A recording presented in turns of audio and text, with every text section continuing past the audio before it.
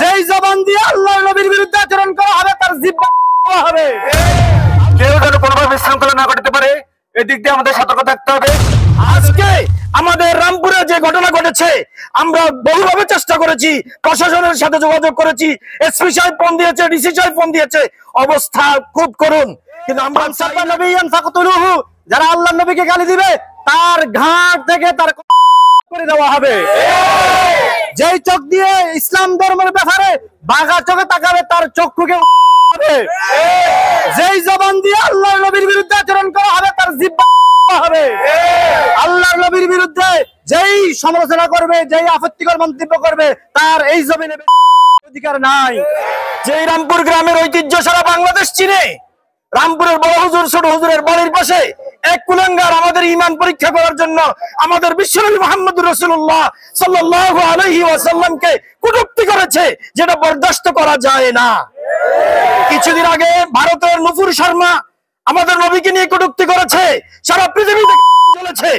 আজকে আমাদের রামপুরে যে ঘটনা ঘটেছে, আমরা বহুভাবে চেষ্টা করেছি, প্রশাসনের সাথে যোগাযোগ করেছি, এসপি সাহেব ফোন দিয়েছে, ডিসি সাহেব ফোন দিয়েছে, অবস্থা খুব করুন। কিন্তু আমরা চাই না কারো বাড়ি চালক, কারো ক্ষতি হোক, এটা আমরা চাই না। ইসলাম এটা সমর্থন করে না। এই জন্য এই সুযোগে তারা আমাদের ইমানের উপরে আঘাত করেছে বারবার বারবার, এটা বরদাস্ত করা যায় না। আমি আপনাদেরকে শুধু এতটুকু বলতে চাই, শুধু আজকে মিছিল করে ক্ষান্ত নয়, দোকান, ওষুধ দোকান, এভাবে সেলুন দোকান, যত দোকান আছে ব্যবসায়ী, সমস্ত ব্যবসাকে পরিহার করা, পরিত্যাগ করা, এটা আমাদের ইমানি দায়িত্ব। দ্বিতীয় কথা বলতে চাই, আজকে রাতের 9টা বাজে আমরা রামপুরে একটা মিটিং ডেকেছি ইউনিয়নের ওলামায়ে কেরামদেরকে নিয়ে। ইনশাআল্লাহ আমরা অচিরেই বৃহত্তর কর্মসূচি ঘোষণা করব রামপুরের জমিনে। এই কুলাঙ্গারের পর্যন্ত যে কাজ করছে সেটা বড় ধরনের অপরাধ করছে। সে ইসলামের শত্রু, সে আমাদের শত্রু।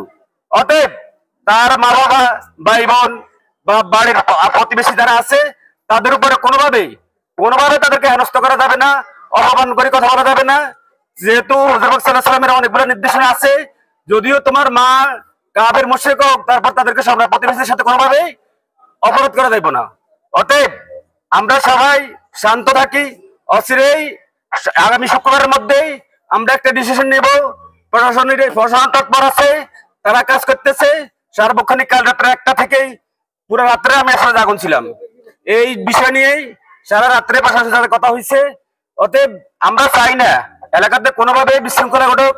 আমরা শান্তিভাবে, আমরা যেহেতু মুসলমান, আমরা শান্তির ধর্ম পালন করি। অতএব আমরা শান্তি চাই, কেউ যেন কোনোভাবে বিশৃঙ্খলা না ঘটাতে পারে, এদিক দিয়ে আমাদের সতর্ক থাকতে হবে।